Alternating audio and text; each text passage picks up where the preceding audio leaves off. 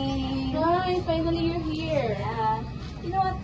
I watched you this amazing movie last night. Oh, what movie? It's entitled Every Child is Special. It really got me thinking about dyslexia, and I never really understood it before. Yeah, it's a powerful film. It highlights the challenges and also the the incredible resilience of these children with dyslexia. Yeah, exactly. And there were so many scenes where the boy's dyslexia was really evident. And like, I remember when he was trying to write the characters on the board in class, he was so slow and struggled to even form the letters correctly. It was heartbreaking to watch.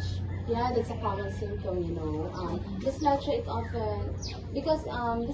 often affects the ability to connect letters to sound, or what we call the phonological processing, and also to visually process written words accurately. So, writing can be incredibly difficult and frustrating for those students. So, it's not about the lack of effort, it's about what we call the neurological difference. Right? And then there was that scene where he was reading aloud.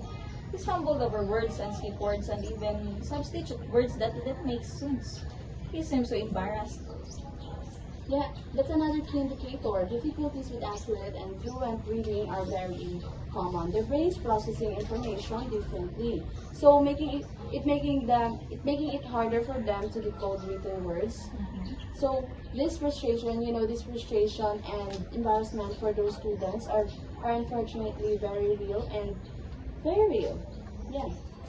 And the scene where he was trying to copy from the blackboard, he kept getting the order of characters wrong.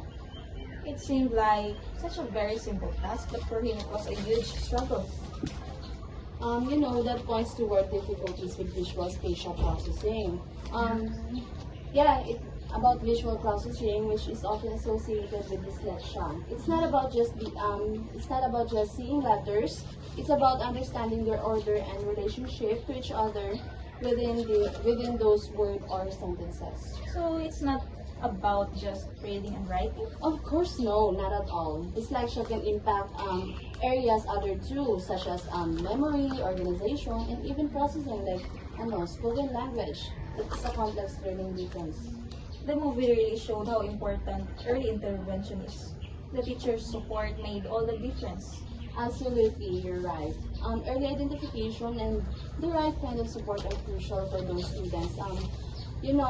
Specialized teaching methods, assistive technologies, and also understanding from their teachers and parents can make a huge difference in helping children with dyslexia. It made me realize how patience and understanding is needed. It's not about fixing them, it's about providing the right tools and support for them to learn in a way that works for them. Well, exactly. It's about celebrating their strengths, right? And finding ways to help them overcome the challenges presented by dyslexia. So the movie really did a great job on highlighting that, diba? Right. Thanks, Des, that really helped me understand dyslexia better. Anytime, Rochelle, of course. It's a topic that deserves more awareness and understanding. Thanks, and we should finish with this task Yeah. because I have a date after this. Oh my God, you're always dating. Yeah, of Is course. it you?